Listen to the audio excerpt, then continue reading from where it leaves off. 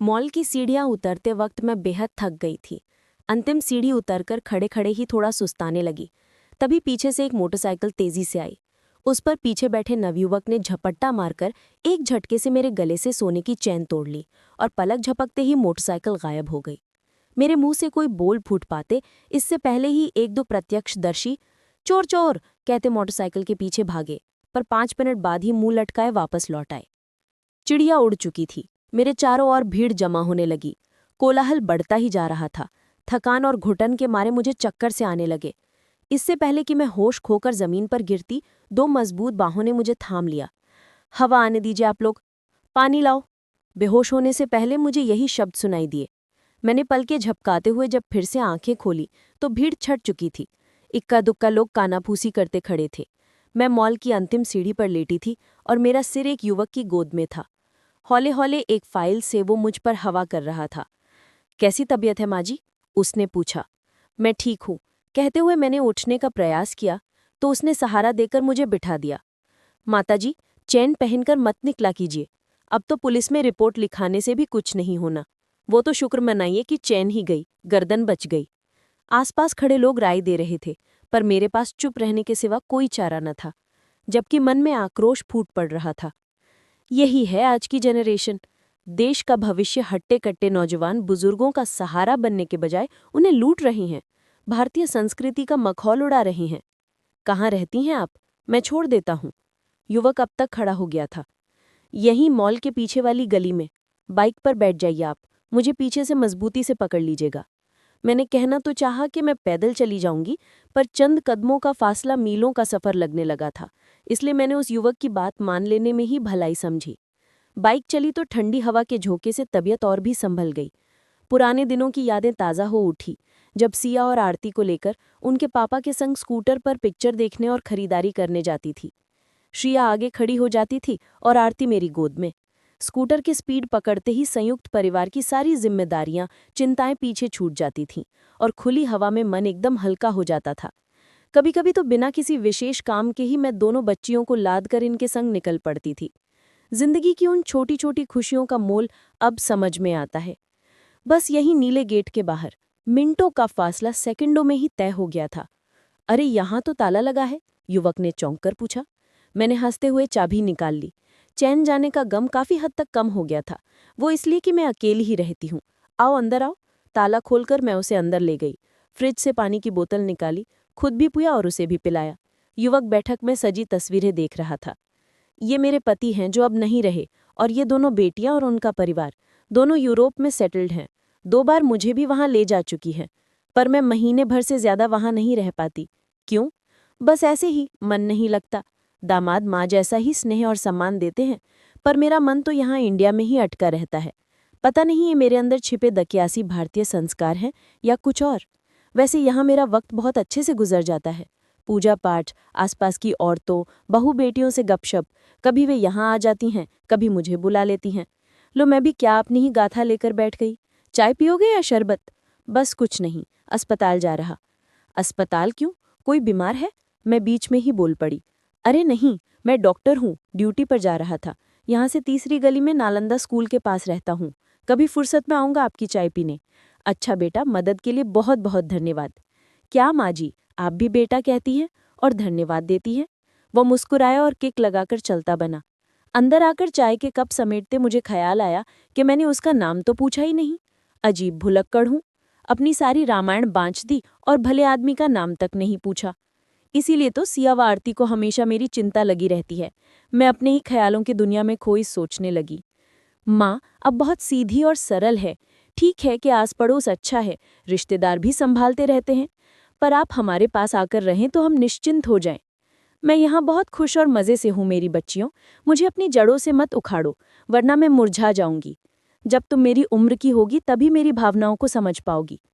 दोनों बेचारी मायूसी में विदा हो जाती। दोनों दामादों के साथ दोनों बेटियां भी अच्छी नौकरी में हैं। किसी चीज़ की कमी नहीं है। मैं जब भी कुछ देना चाहती हूँ वे नम्रता से अस्वीकार कर देते हैं। बस नाती नातनियों को ही देकर मन को संतुष्ट कर लेती हूँ। पिछली बार जब दोनों आई तो मैं बैंक से सारे गहने निकाल लाई। तुम दोनों ये बराबर बराबर बांट लो। मुझ पकियाम का क्या भरोसा कि कब टपक जाऊं। दोनों ने पिटारी समेटी और फिर से मेरी झोली में रख दी। हमारे तो शादी वाले गहने भी यहाँ इंडिया में ही पड़े हैं माँ। वहाँ इन सब का कोई काम नहीं है। आप ही इन्हें अदल बदल कर पहना करे, थोड़ी हवा तो लगेगी इन्हें। मेरी पिटारी ज्यों की त्यों वापस लॉकर में पहुंचा दी गई थी। दोनों दामाद भी मेरी बराबर परवाह करते थे। अभी कल ही छोटे दामाद ने याद दिलाया था, मम्मी जी आपके रूटीन चेकअप का वक्त हो गया है, कल करवा आइएगा। गुप्ता को बोल दिया है ना? गुप्ता हमारा विश्वास पात्र ऑटो वाला है, कभी भी कहीं भी फोन करके बुला लो, मिनटों में हाजिर हो जाएगा। यही नहीं, पूरे वक्त बराबर साथ भी बना रहेगा। घर का ताला खोलकर सामान सहित अंदर पहुंचाकर ही वो लौटेगा। अगले दिन वो वक्त पर आ गया था, लेकिन ड्यूटी पर डॉक्टर नादारद था। मुझे बेंच पर बिठाकर वो डॉक्टर का पता करने गया, तभी सफ़ेद कोट पहने, गले में स्टेथोस्कोप लटकाए वही युवक मुझे नजर आ गया। अरे माँ जी, आप यहाँ? सब ठीक तो है? हाँ, रूटीन चेकअप के लिए आई थी, लेकिन डॉक्टर सीट पर नहीं है। कौन? मेहता जी? वे तो आज छुट्टी पर हैं। दिखाइए कौन कौन से टेस्ट चेकअप आदि हैं। वो कुछ देर पर्ची पढ़ता रहा था। इनमें से 2 तो मैं ही कर दूंगा और बाकी भी करवा दूंगा, चलिए आप मेरे साथ। तभी गुप्ता भी डॉक्टर के छुट्टी पर होने की खबर लेकर लौट आया था। मैंने गुप्ता को पूरी बात बताई और बोली, बेटे तुम्हारा नाम क्या है? मनीष शर्मा। तो मनीष इसे कितनी देर बाद बुलाऊं? आप इसे रवाना कर दीजिए, टेस्ट होने तक लंच टाइम हो जाएगा, मैं घर जाऊंगा तो आपको भी छोड़ दूंगा। घर लौटकर खाना खाकर मैं लेटी तो देर तक मनीष के ही बारे में सोचती रही। कितना अच्छा लड़का है, दिल का जितना अच्छा है उतना ही प्रोफेशनली साउंड भी है। पूरे वक्त माजी माजी ही पुकारता रहा। अस्पताल में तो सब मुझे उसकी सगी माँ ही समझकर ट्रीट कर रहे थे, पर अब तक भी मैंने उसके घर परिवार के बारे में नहीं पूछा। शादीशुदा तो क्या होगा, कुंवारा ही लगता है। चलो कल उसके घर होकर आती हूँ, पता तो बताया था उसने। अगले ही दिन मैं ढूंढते ढूंढते उसके घर पहुंच गई। वो अस्पताल से लौटा ही था। अरे माँ जी आप, मैं तो अभी आपके पास ही आ रहा था। ये आपकी 2 रिपोर्टें तो आ गई हैं जो ठीक हैं, एक कल आएगी, मैं पहुंचा दूंगा। वैसे आप बैठिए ना। उसने कुर्सी पर फैले कपड़े समेटते हुए जगह बनाई। अकेला हूं तो घर ऐसे ही फैला रहता है। क्यों, घर वाले कहाँ गए? मम्मी पापा और बड़े भैया, बस ये 3 ही लोग हैं परिवार के नाम पर। बड़े भैया एक दुष्साध्य बीमारी से पीड़ित हैं। मेडिकल टर्म में आप समझ नहीं पाएंगी। साधारण भाषा में अपने दैनिक कार्यों के लिए भी वो मम्मी पापा पर आश्रित हैं। पापा रिटायर हो चुके हैं। बड़ी उम्मीदों से वे मकान बेचकर पैसा जुटाकर भैया को इलाज के लिए विदेश ले गए हैं। वे तो चाहते हैं कि मैं भी वहीं सेटल हो जाऊं। जितना पैसा मैं वहां कमा सकता हूं, उतना यहाँ जिंदगी भर नहीं कमा पाऊंगा। लेकिन मैं अपनी प्रतिभा का लाभ अपनी ही देश के लिए करना चाहता हूँ। जहाँ पैदा हुआ, पला बढ़ा, शिक्षा पाई, उसे जब कुछ देने का वक्त आया तो छोड़कर चला जाऊं?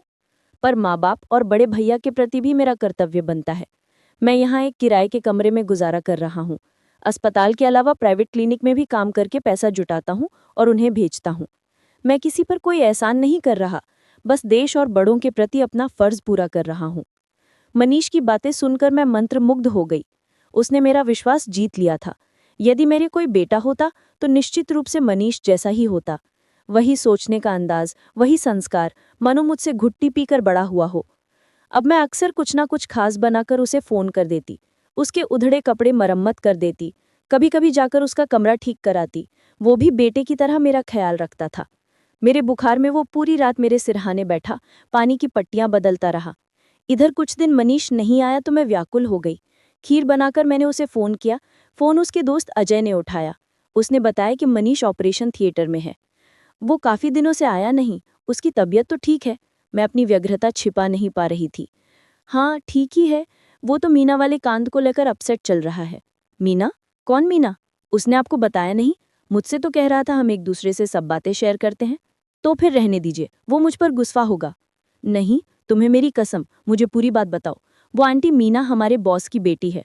बॉस उसकी शादी मनीष से करके मनीष को आगे की पढ़ाई के लिए विदेश भेजना चाहते हैं, पर वो अपने आदर्शों पर अड़ा है। न तो वो मीना जैसी आधुनिका से शादी के लिए तैयार है और न ही विदेश में बसने के लिए। फिर मेरी सांस अटकने लगी थी। फिर क्या? बॉस ने उसे किसी बिगड़े हुए केस में फंसा दिया। एक आध दिन में उसके सस्पेंशन के ऑर्डर आने वाले हैं। हम लोग तो समझा रहे हैं कि बदनाम होने से अच्छा है पहले ही रिजाइन कर दो और अपना एक छोटा सा नर्सिंग होम खोल लो। सही है, मैं अजय की बातों से सहमत थी। पर आंटी पैसे की समस्या है ना। मनीष जैसा कुद्दार लड़का किसी के आगे हाथ भी तो नहीं फैलाएगा। अच्छा, उसे शाम को घर भेज देना, मैंने उसके लिए खीर बनाई है। शाम को उदास चेहरे और पपड़ाए होठों के साथ मनीष कमरे में प्रविष्ट हुआ तो मैं समझ गई वो रिजाइन करके आ रहा है। मैंने उसके हाथ मुंह धुलाए और खीर की कटोरी पेश कर दी। वो चुपचाप खाने लगा। मुझे उस पर बेहद लाड आ रहा था। उसके बालों में उंगलियां फिराते हुए मैंने कहा, तुम रिजाइन करके आए हो? हाँ। आपको किसने बताया? वो बेतरह चौंक उठा। परेशान होने की जरूरत नहीं है। अपनी इतनी बड़ी परेशानी तुमने मुझसे, अपनी माँ से छिपाई। तुम अपना नर्सिंग होम खोलो, पैसा मैं दूंगी। कैश कम होगा तो गहने दूंगी। नहीं माँ जी नहीं, मैं आपसे पैसे क्यों? क्या मुझे अपनी माँ नहीं मानते? ये माजी वाजी की पुकार ढोंग है। वो रात रात भर तलक झपकाए बिना मेरे सिराने बैठना, दवाइयाँ लाना देना, बुखार नापना, दलिया बनाना। पर मैं ये सब कैसे चुका पाऊंगा? चुकाने की जरूरत भी नहीं। नहीं नहीं, फिर मैं ये सब नहीं लूंगा। अच्छा उधार समझ कर ले लो, धीरे धीरे कर देना। तुम जैसा खुददार आदमी कभी नहीं झुकेगा, मुझे मालूम था। मैं कल ही बैंक से सारा रुपया निकलवाती हूँ। अब मुस्कुराओ और एक कटोरी खीर और ले लो। अगले दिन प्रसन्नचित मन से बैंक से गहनों की पिटारी और ढेर सारा मैं कैश बाहर लेकर निकली। मनीष आएगा तो कितना खुश होगा। अगले ही पल मुझे ख्याल आया कि मनीष तो रिजाइन कर चुका है, फिर तो वो घर पर ही होगा।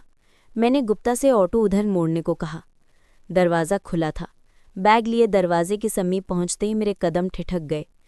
मनीष और अजय का वार्तालाप साफ सुनाई दे रहा था। क्या फांसा है तूने बुढ़िया को?